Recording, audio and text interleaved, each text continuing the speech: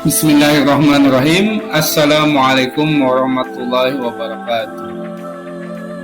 Perkenalkan, nama saya Ahmad Idrus dari SMAN 1 Ciampea. Flora dan fauna di Indonesia dan di dunia. Subbab 2, sebaran flora dan fauna di Indonesia. Mata pelajaran geografi kelas 11 SMA. A. Keterkaitan sejarah geologi dengan flora dan fauna di Indonesia. Pola persebaran flora dan fauna bergantung pada kondisi lingkungannya. Pada umumnya, pola persebaran kehidupan flora dan fauna tidak terlepas dari faktor sejarah geologi, kepulauan, dan iklim di bumi yang terus-menerus berubah. Setiap wilayah memiliki karakteristik tersendiri yang berbeda dengan wilayah lainnya. Mengapa setiap wilayah berbeda-beda di muka bumi? Jawabannya terletak pada sejarah geologi dan iklim di bumi yang terus-menerus berubah. Geologi Kepulauan Indonesia termasuk yang paling rumit di dunia. Sejarah pembentukan Kepulauan Indonesia bermula sejak 200 juta tahun yang lalu. Saat itu di dunia hanya terdapat dua benua raksasa, yaitu benua Laurasia di belahan bumi utara dan benua Gondwana di belahan bumi selatan. Sekitar 160 juta tahun yang lalu, pada akhir masa jura terjadi pelebaran dasar laut, sehingga fragmen Asia Tenggara termasuk Sumatera, Semenanjung Malaysia, Myanmar, Kalimantan, dan Sulawesi Barat terdorong ke utara, terpecah dari Australia dan Papua di ujung timur laut benua Gondwana. Sejak masih bergabung dengan Gondwana sampai sekarang, fragmen Asia Tenggara selalu berada di permukaan laut, membawa flora dan fauna khas Gondwana.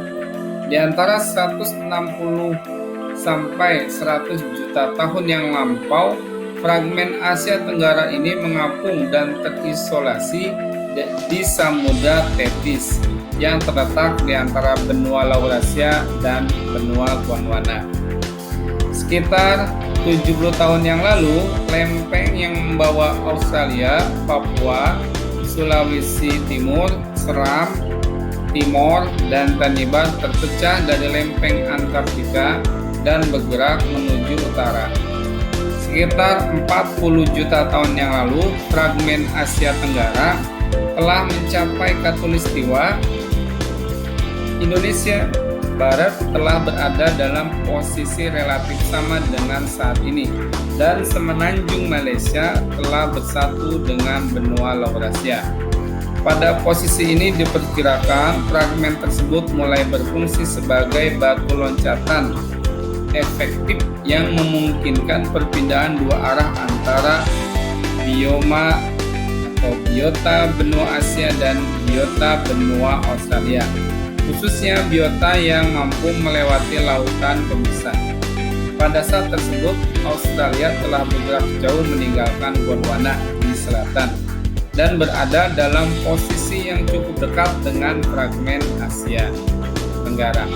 Beberapa saat setelah itu, di Pulau Sulawesi terjadi pertemuan antara berbagai kuskus fauna khas Gondwana dan babi rusa fauna khas Asia, dan tiba terlebih dahulu melalui fragmen barat Sulawesi. Pada masa 40 juta tahun yang lalu, lempengan yang membawa benua Australia dan Papua Nugini bertabrakan dengan suatu lempengan laut yang menyebabkan sebagian pulau Papua terangkat dari bawah permukaan laut sehingga menambah luas pulau tersebut. Pada waktu yang bersamaan, lempengan Australia yang bertabrakan dengan lempengan Banda mengalami proses subduksi.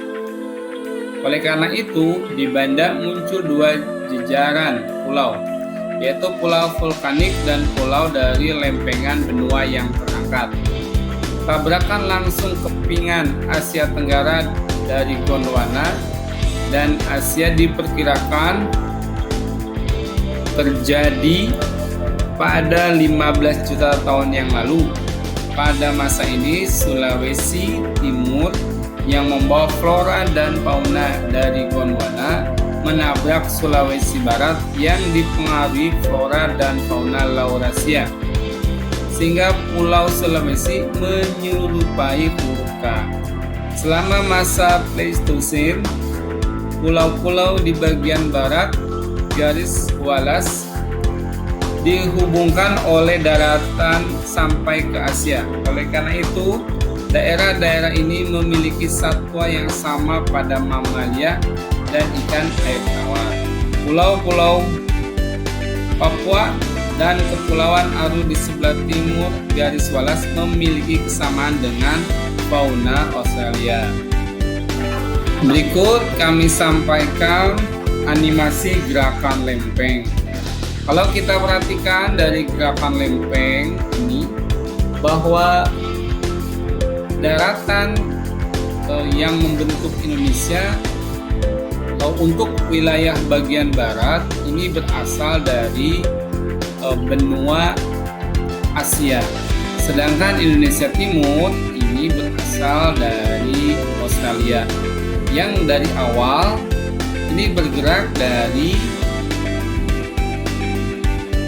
kutub selatan. Jadi gerakannya ini cukup jauh. Makanya kalau kita perhatikan ada perbedaan yang khas antara fauna Indonesia bagian barat dengan fauna Indonesia bagian timur. Fauna Indonesia bagian barat berciri fauna-fauna apa yang ada di benua Asia. Sedangkan fauna di bagian timur mirip apa yang ada di benua Australia. Pada Indonesia bagian tengah, misalnya pada Pulau Sulawesi, lalu pulau-pulau Nusa Tenggara, ini adalah fauna khas Indonesia atau diistilahkan dengan fauna Kepulauan Wallace. Demikianlah yang saya sampaikan keterkaitan sejarah geologi dan flora dan fauna di Indonesia. Ternyata sejarah geologi ini erat kaitannya dengan sebaran flora dan fauna di Indonesia. Demikianlah, terima kasih. Assalamualaikum warahmatullahi wabarakatuh.